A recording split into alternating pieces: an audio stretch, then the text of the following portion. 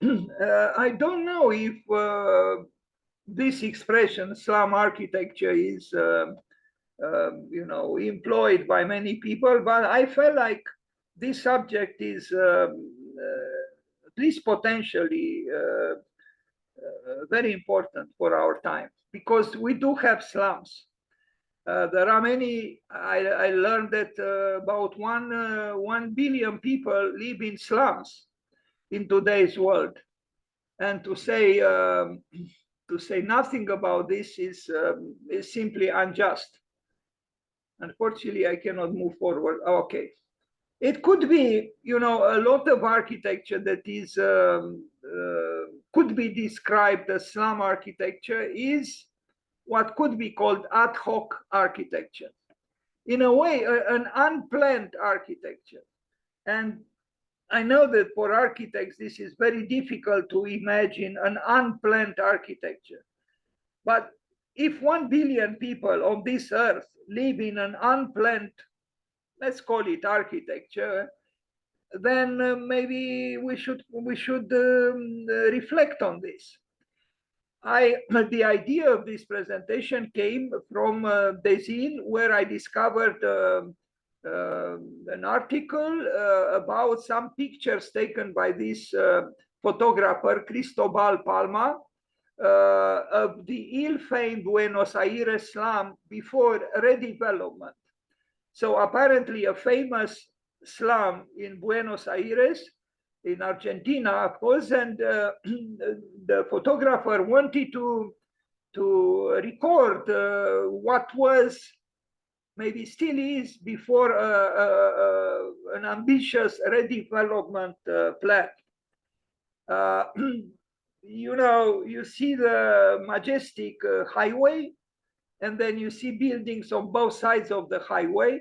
And now you are going to see pictures of this slum that came into being in an alarming proximity to the highway.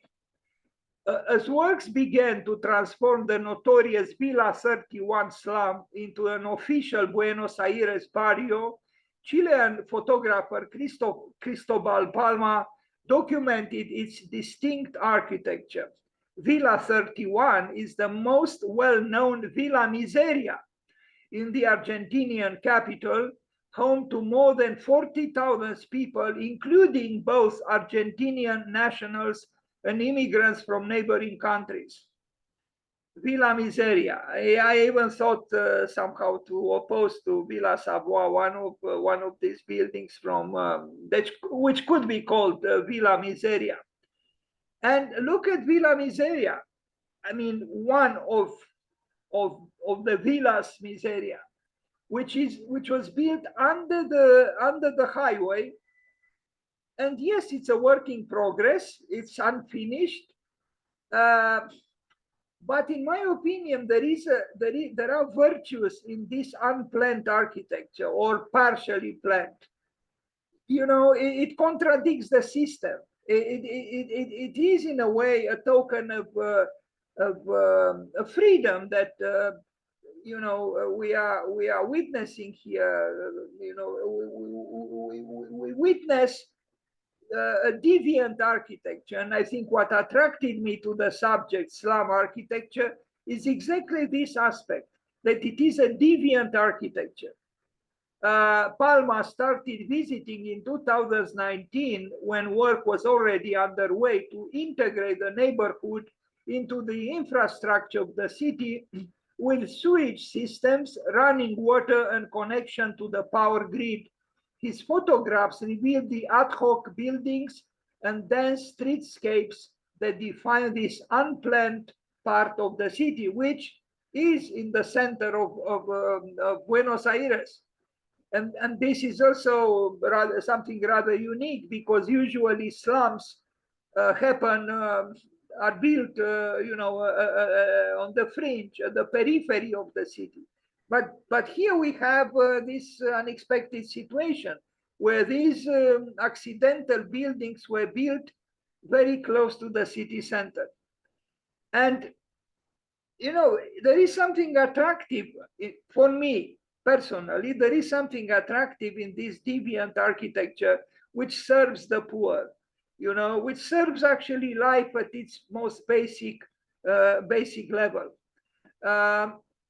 Yes, there are problems. We are going to see a lot of images of slums from other parts of the world, Africa or India, where indeed the level of lack of basic, services is alarming. But here in Buenos Aires, I guess we still have walls built of brick. We have clothing brought out in order to dry, something that is seen even in more so-called, accomplished urban contexts, like in Italy or Spain or who knows where.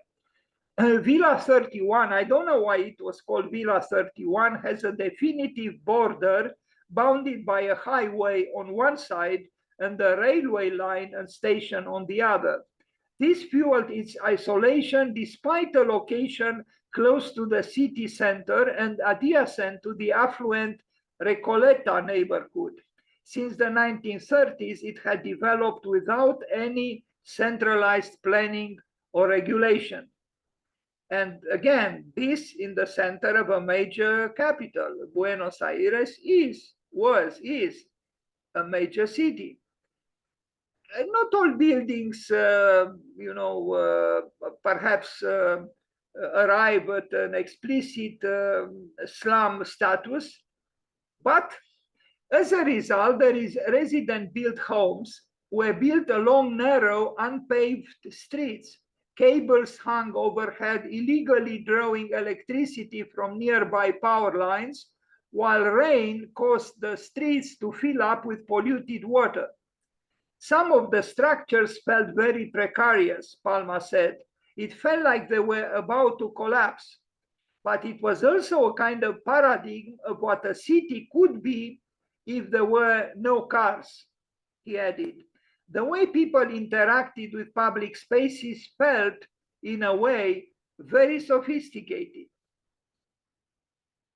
And the building I consider even aesthetically rather enticing, this kind of a spontaneous ad hoc architecture does have its virtues. It escapes, the predictable paradigms. It escapes expectations. And even this building that we look at, it does have a certain richness of expression, if I am allowed to say so.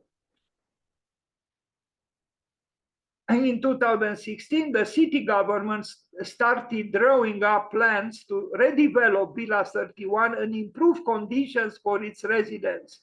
The project was not welcomed by all. Media coverage revealed that many residents were fearful of the changes, with concerns they would be forced to leave their homes without any eventual benefit. It's very politically charged, said the photographer Palma, because so many different people have tried to do different things there over the years. Even here, you have some kind of a conjunctio oppositorum, the massive highway above and then the fragility of human existence underneath. Not respecting rules and regulations, and somehow you see is some kind of a revenge of life at its most basic level against excessive centralization and authority and power. I like this aspect, the deviant aspect of slums. And the scheme funded by the city government, the World Bank, and the Inter-American Development Bank has already transformed the newly renamed Barrio 31, with more changes still to come. As well as paved roads, sewage, and power, the neighborhood now has 3 schools and a bank and is served by buses for the first time. Residents can also get mortgages to buy their homes. I think in the common practice of architecture, there is very little room for spontaneity. And I think this is a problem. Okay, you might say that this is a poor environment, but you know, these people are alive and talking, chatting, and you know, the baby might enjoy the talk of the mothers, and you know, I don't know what to say. It's life, you know. Okay, considering the rules and regulations, probably many things are unacceptable, but life is more complex than the rules and regulations. Buenos Aires, Villa Miseria. Palma felt it was important to create a record of how things were before redevelopment began, offering insight into what life was like for the residents of this neighborhood. In Latin America, these kinds of favelas are usually on the periphery. You don't get to see them unless you go there. But this one was very present, and was very present because it's in the very close to the city center. And he took some pictures also from inside some buildings. As you can see, normal life with its you know, peculiarities and idiosyncrasies does happen everywhere, you know.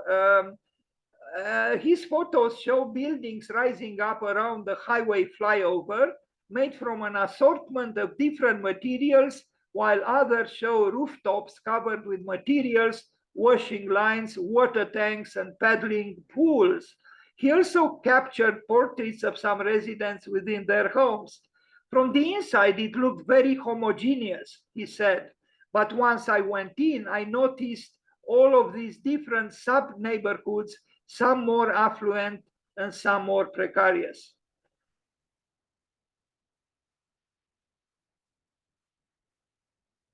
It was so dramatic with the highway going through, he continued. Some people could actually touch the highway from their bedrooms. Another thing the photographer observed was the lack of nature within the neighborhood besides the occasional tree. It was a big contrast with the rest of the city, he said. And here is one of these occasional trees brought there, you know, by the members of the Villa Miseria. Now I show something else, an experiment in a way in the Netherlands, where this photographer, Ursula Schulz Dornburg, she revealed the junkology architecture built by children. Apparently, it was given to children in the 60s, a piece of land where they were allowed to build in complete freedom what they wanted to build and not what the adults wanted them to build. And the reason I included, they are not really slums, but the architecture is not very different from what we saw previously and what we will see after this short presentation on this junkology, because it's about spontaneity, improvisation, using found materials and so on. And the kids enjoy it very much. A radical playground in the 60s, Amsterdam, is revealed in a series of previously unseen images by German photographer Ursula Schulz Dornburg. Here she picks out her favorite shots, and you are going to see them. Located on an island that was only accessible by rowing boat, Jongensland was one of several junk playgrounds established after the Second World War. The aim was to foster independent thinking among young boys by giving them a place they could make their own with little or no adult supervision. Schulz Dornburg's images, now published for the first time in the book Huts, Temples, Castles, show the creativity that resulted from giving children this level of autonomy. The photos captured in 1969 reveal how young boys and girls turned discarded materials into elaborate self-built structures in a practice known as junkology. And here they are, the builders. And I love this. You know, okay, not everything is perfect, of course, but you see here the children learning to live and learning to build by themselves.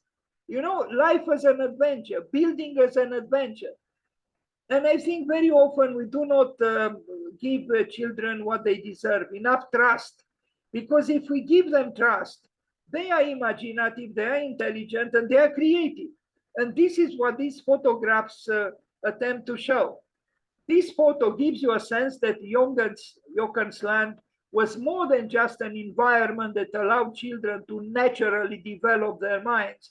It was also a free space for young boys to wander, experiment, and even wreck without controlled supervision. So they had to learn to take charge of their behavior, the photographer said. At times there could be conflicts and injuries, but it taught the children how to pick themselves up and learn from their actions. Look, they build this, the children, without studying architecture, without probably knowing at first how to use a hammer and nails. And yet they build this thing. You know, very interesting. So it's possible. It's possible if we allow life to assert itself beyond the aforementioned frightening and morose rules and regulations. Seeing the impressive structures that these young children made by hand highlights the striking difference in our culture today, where technology plays a big part, said the photographer. You know, again, it's about the pioneering, the act. It's about allowing the children to discover and experiment and even make mistakes, yes. That ladder that goes up there obviously would not have been easily accepted by Mr. Ernest Neufert, but who cares? On this island in the Netherlands, the children were allowed to experiment. And of course, you know, this I almost said young man, he seems to be a little bit older, the way he, you know, precariously, you know, steps on that bicycle makes one wonder. You know, he could fall at any time, but again and again, it's about living. It's about assuming certain risks and enjoying those risks. And here we see the children, you know, building. Children building, no architect there, no supervisor, no, you know, authority or authoritarian instance. Here we see how the children had to work together to construct their space in Jongens land, she said, the photographer. It is heartwarming to see the form of the structure slowly coming together, with the children bouncing ideas off each other for the next steps in their construction. And here they are, hopefully not endangering the forest or the trees, but excited to build, you know, to move upwards with a few words, so on. Nice. I like this. It's, yeah, addressed to life.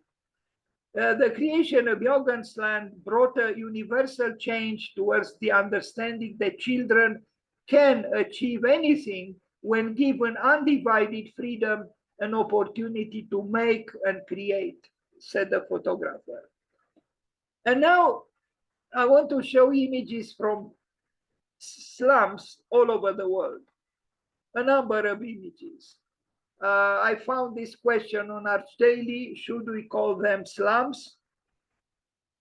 Yes, they are called slums, but slum is a word which could receive some interpretations. In general, it means, you know,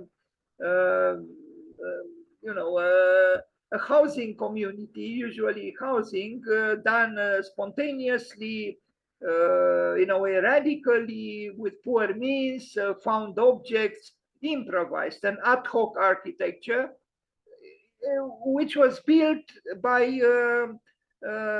people without great means, maybe even in despair. But in a strange way, perhaps I will end this presentation with a inspired by, well, more than inspired, with the words of environmentalist scientist who claimed that actually these slums could pave the way towards the city of the future. What do we see here? Yes, we see a certain level of disorder, although it is a crystallized disorder. We see the unexpected often. We see things that the books claim shouldn't be built. But again, life is richer, is more complex. I mean, if we look at the slum at the bottom and the, I would say almost monstrous monolith at the top, which one is better? Which one says yes to life more convincingly? Of course, there are problems. We shouldn't romanticize the slums because, yes, many very, very, very poor people live there and the conditions are very, very difficult. But again, you know, if we compare the two realities, the one at the top and the one at the bottom, which one is the first, you know, answer or impulse is closer to truth in a way? Which one says yes to life more convincingly? The mammoth building at the top or the fragmentations and the precariousness at the bottom? These slums actually, I think, could make us think at a time when, you know, we are confronted with climate change, with sustainability problems. It is actually about living more modestly on this earth. But living more modestly is not without problems, of course. A lot of textiles here, as you can see, you know, it's like living, almost returning to that primordial gesture or element in architecture, in construction, which is weaving, which is the textile. But here is literally the textile because people, you know, there are almost no walls, you know, or the walls are made up of textiles, of the clothes that are, you know, hanged in order to be to dry. It's a curious environment, but we cannot say that it's sterile or it's frigid. Far from it. Much more sterile and frigid looks like the monolith on the right or in the background. So it's very interesting, the juxtaposition of these two realities, the simultaneous presence of these two very different ways of, you know, inhabiting in a city today. And there are very big cities in India, in Asia, in South America, which have lots of slums, from Rio de Janeiro to Mumbai to other cities. You know, it's a global phenomenon. But again, I will ask the question between, in my opinion, the glorious, excessively stable and very sure of itself architecture at the top, and the fragility of what is at the bottom, which one pollutes more? Without doubt, the one at the top. The ones at the bottom are not really responsible for the diminishing layer of ozone. Now on Bloomberg.com, I discovered this article. This is a tentative presentation on a large subject, and it doesn't have the pretension to be more than that. But it intrigued me that, you know, some of the world's slums are not mapped. This is very interesting. They are, in a way, you know, they are absent on the maps of the world. Researchers and residents are turning to open source data tools to fill information gaps about informal settlements that often get left off official maps, because official maps don't like unpleasant things, and slums are unpleasant through the raw truth. And I was always interested in islands of unavailability. And in a certain way, these slums are exactly this, you know, hinterlands, islands of unavailability. You know, like this one, I think is in Peru. You know, it doesn't appear on maps, you know, but from a certain point of view, to live in an area of the earth which was not mapped is not a bad thing at all. Why should we map everything?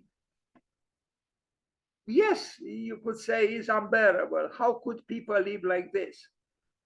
But from an unacceptably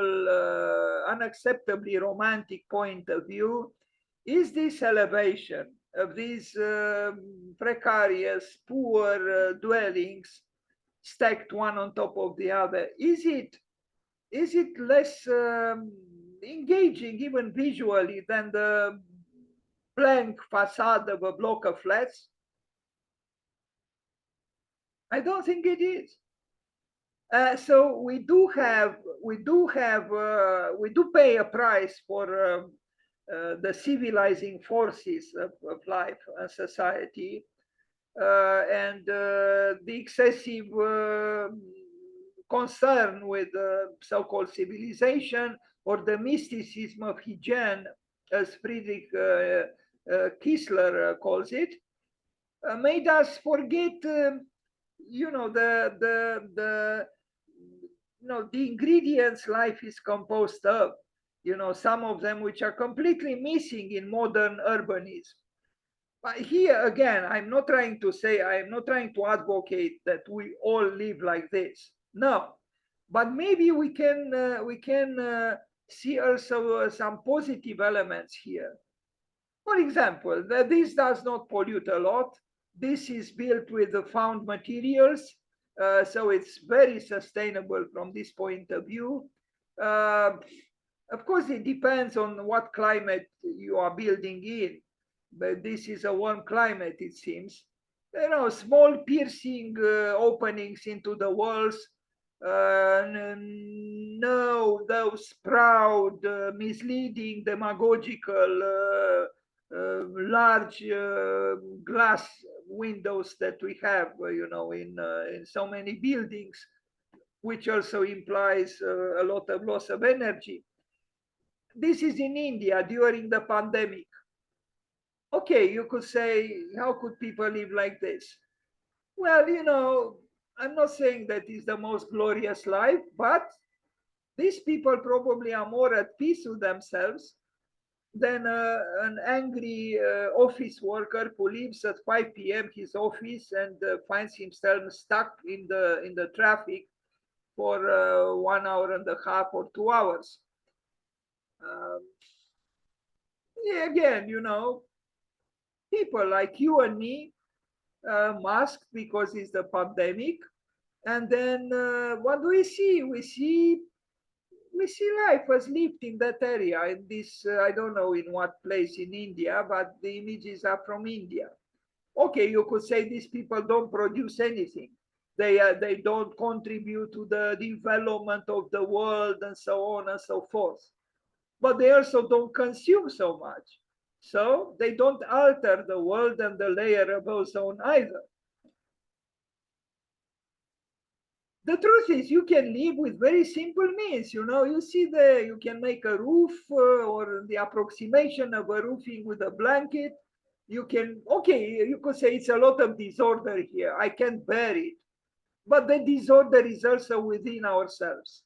Or maybe I shouldn't talk about other people. I should only talk about me. But am I a monument of order? I am not. If I am to be honest, I am not. So what I see here, it's real life with its problems, with its fragilities, with its fears, but also with its you know, coming to terms in a way with life, even with an illness like coronavirus. So we see in the back the attack almost of progress, so-called progress, and in the foreground we see the spontaneity of a different kind of living in a different kind of housing. Okay, this could be depressing for most people, probably because it denotes poverty and lack of horizons and whatever.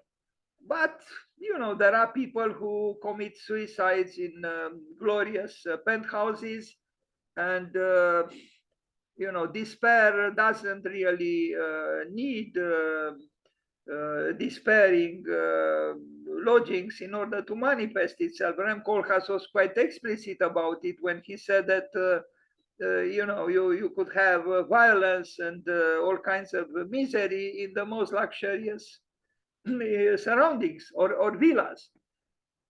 So, you know, again, I look at this and I say, wait, could I live like this? Probably not with ease. But maybe this could also be seen like some kind of a post-apocalyptic architecture, you know, where life is reborn from the ashes of some disaster. Life, life moves on.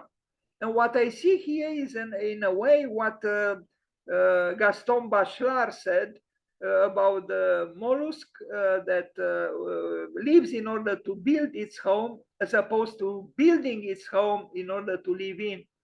And like these things grew out of necessity, and they were built by the people living there, and you know, one piece at a time. I'm not saying one room at a time, because I don't think it was so easy to do so. You know, one piece at a time. You can see here things that could make you smile in a bitter way. You know, look at this fragment of a ladder. But you see here, you know, a bird, you know, part of the ambiance, and then you see the clothes, and then you see the children, and then you see some inscription here, and I don't know. It's, again, I don't want to romanticize it, but I don't see it as evil or as you know, something that says no to life. No, I could assume a superior position and say, hey, I have empathy, I have sympathy, I have compassion. No, no. I could easily have more compassion for the sterility of the life many of the people around me, maybe including myself, have, compared to these people who struggle, yes, struggle to survive. And we are going to read at the very end, and we are approaching the end, some remarks about the positive aspects of slums, or what we can learn from them.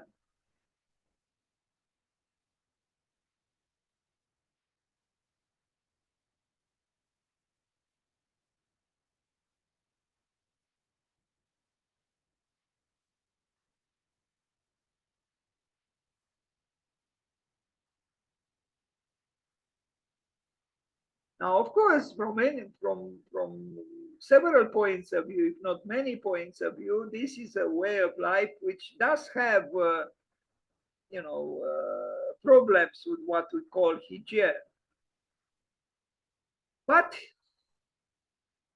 uh, Dr. Freud and his clients did have a lot of means in the field of hygiene, and yet they arrived at laying on his sofa.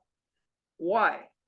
If everything was fine, if we can purge ourselves by just washing ourselves and making us ourselves whiter and whiter and whiter, with a more and more healthy looking and brilliant looking skin.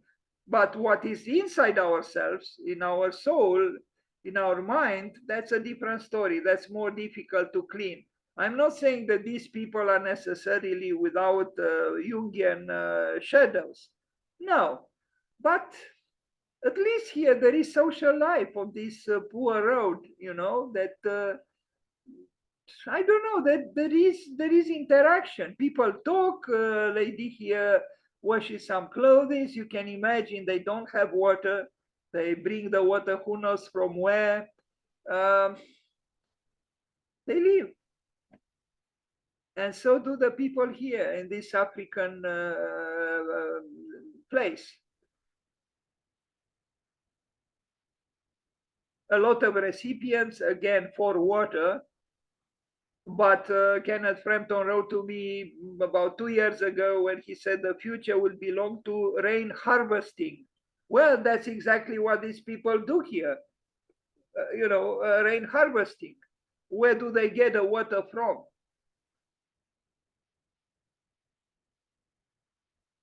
It looks like a world in turmoil in a way, a world after some disaster, natural or otherwise. But I actually even see hope here.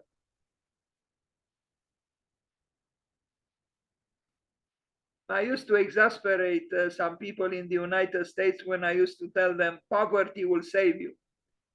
Now, let's not be misunderstood. There is a lot of poverty in the United States, but the consciousness of poverty is, in my opinion, different there than in some other countries, and it manifests itself differently. You see here, you see the city of the future, or the city of modernity, or the city of progress behind, and in the foreground we see these dwellings, Now, isn't it strange, but there is more color in these poor dwellings at the bottom than there is in the great towers of power behind? That's what I try to say, that somehow there are signs of life more in these slums than in our proud towers. Yes, look, there is a lot of possible despair here. There is a lot of garbage. Garbage is a big problem, and this child is stepping on the garbage. But the garbage comes from where? It comes from the processes of life, but it also comes from the excessive consumerism, which finds its place even within the slums. Doesn't matter how poor these people are.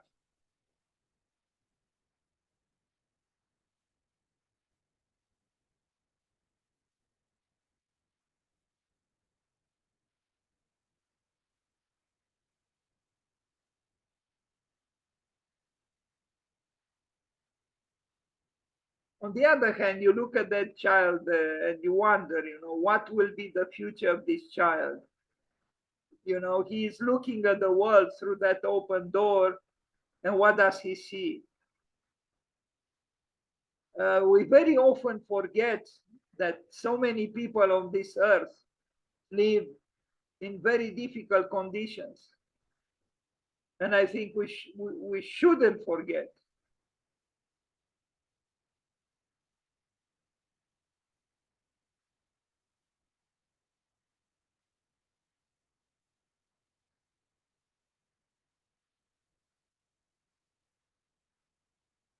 Again, we see the importance of water, for these people, and not just for these people, water is crucial. And when we think of the so-called civilized world, which consumes so much water, which actually, squanders so much water, I do it myself. Even if I'm aware of it, it's almost unavoidable. We use too much water, while in other parts of the world, with an ample population, water is crucial and it's very difficult to arrive at.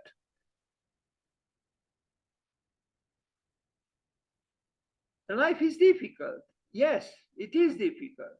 But you see these recipients which long for water to come either from the sky in the form of rain, or I don't know where it comes from. It's clear that water is indispensable. Otherwise, the worlds of living are as they are, temporary, ephemeral, weak. The slums of today's world, some of them. 1 billion people apparently live in such slums all over the world.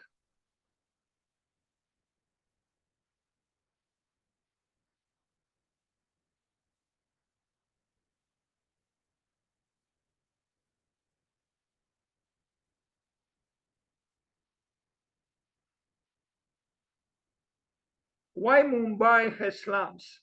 Mumbai, the most important city, I mean, the largest city in India, if I'm not mistaken. Why does it have slums? And look at this. At the bottom, the slums. At the top, a city which could have been anywhere on this earth. In Europe, in North America, in Canada, in South America, it could have been anywhere. It's in India. And look what a difference between the slums and what is behind. Human beings in both cases, but living so very differently.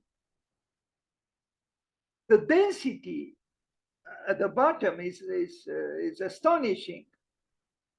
And yes, the absence of nature. We only see one tree there on the left, while at the top we see large spaces, a lot of trees, and so on. The same city, similar human beings, and yet two very different ways of living and two very different architectures. Some might say what is at the bottom is not an architecture. I'm not so sure about this. It's a different kind of architecture.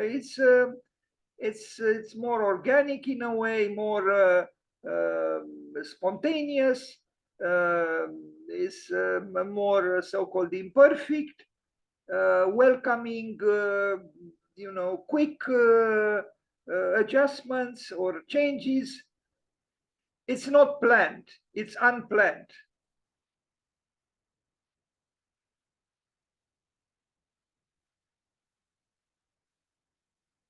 And this I would like to oppose to Villa Savoie by Le Corbusier.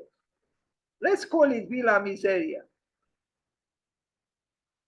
Although you see in the back, you see the great containers which go all over the world from one continent to another, from one country to another with so-called goods, and goods again. Most of them actually totally unnecessary and certainly not vital for life.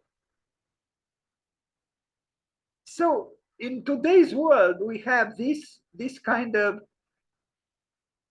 improvised construction, and then in the back, not far away, something that totally ignores what we look at in the foreground. Very interesting picture, in my opinion. Because in the back, we have the so-called progress, and in the front, we have the painful reality of life as lived by those of lesser means.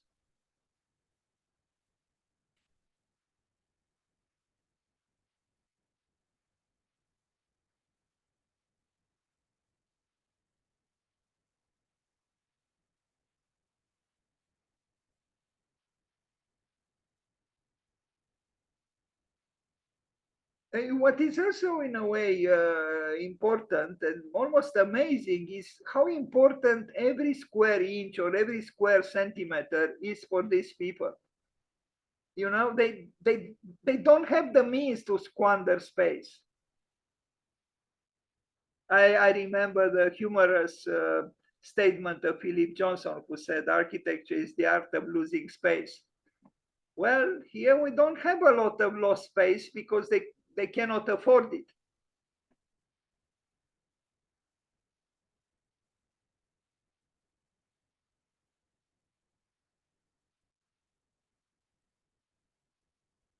But somehow I have the feeling that these people are more together than we are in the so-called developed or more developed part of the world. Their community is stronger. They live together. So I found, and with this I end this imperfect presentation about the complex subject, the slums. I found an article, Slums Can Inspire the Future of Cities. Here is why. And this was the blog where I discovered it. Slums can inspire the future of cities. Here is why. And the person who wrote the text I'm going to read in the following instances is this Stephanie Ossenbach. And she contemplated the reality of slums and arrived at some surprising conclusions, and I will read them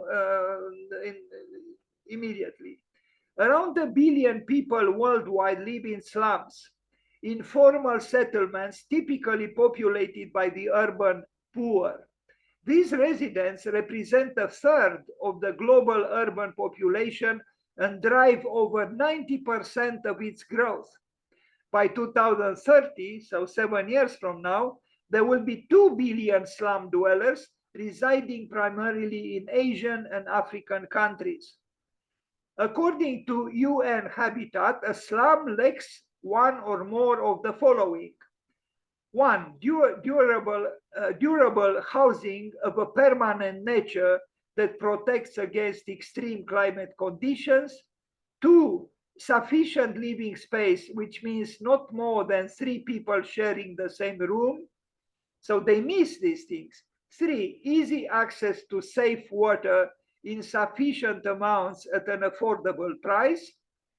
Four, access to adequate sanitation in the form of a private or public toilet shared by a reasonable number of people.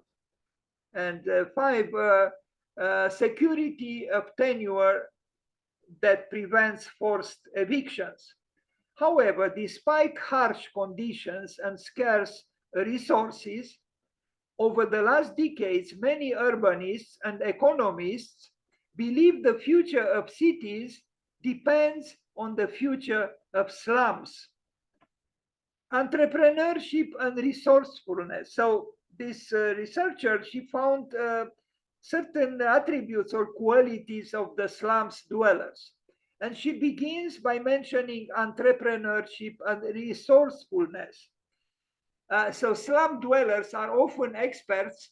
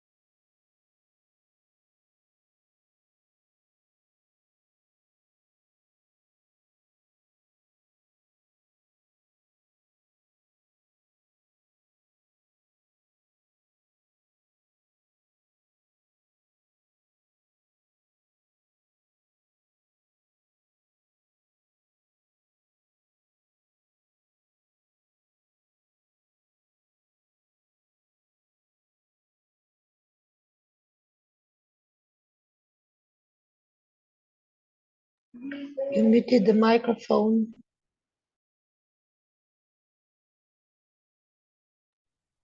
Okay, I'm sorry, something happened to the microphone. Thank you for letting me know. So these two researchers, Nobel Prize winning economists, were studying a slum dwelling in India, and that's what they wrote about inside the house. We found one inside her house filling her daughter's plate with lunch that she had cooked while making the dosas. She told us that later that day she was going out to vend her saris, the long piece of decorative cloth that Indian women drape around themselves. She gets plain nylon saris from the shop and stitches beads and small shiny pieces of them on them, and once a week she takes them from house to house, hoping that women would buy them to wear on special occasions. And they do buy them, she said confidently. All the other dosa women we met that day had a similar story. Once they are done frying dosas, they do something else. Some collect trash, others make pickles to sell, others work as laborers. When slum dwellers as such get the right access and support, the economic activities tend to holistically benefit the entire community. So this was the point about entrepreneurship. The slum dwellers do seem to be quite inventive in the field of entrepreneurship, and they do wonders with the smallest things. Something the so-called developed societies don't do so easily. So entrepreneurship and resourcefulness with the simplest means, because poverty forces them to be inventive. Then adaptability and innovation, also the slum dwellers. During the missions of making the most of their resources, slum dwellers often innovate and exhibit a high level of adaptability to new solutions and technologies. While changing processes can take a long time for municipalities or companies, slums can immediately take to solutions that deliver results. For instance, even though millions living in slums still don't have access to clean energy, from Brazil to India, solar solutions are rapidly lighting up lives. When slum dwellers can ditch harmful and expensive energy resources like paraffin or kerosene, they do not only have healthier homes, but also can save money. Asha, who resides in Korogocho, the fourth largest slum in the capital, Kenyan capital, Nairobi, in Africa, of course, recently switched to a low-tech and inexpensive solar solution offered by a social business. Slums, laboratories for the sustainable city. Despite the stigma about the very word slum, these informal settlements around the world are evolving micro cities that are essential for the urban future. Some researchers even consider slums as labs for the sustainable city. The formal city couldn't survive without the informal city being the slum city, says Alfredo Brillenburg, an architect who has been studying and practicing in slums for decades. He adds, a slum lets you learn a hell of a lot about society, about living, about aspirations, and about the economy of resources, reuse, and adaptation. It offers incredible lessons for the rest of the world. End of quotation. Thus, understanding and improving slums can lift millions out of poverty and lay the foundation for smarter and fairer cities for all. Thank you.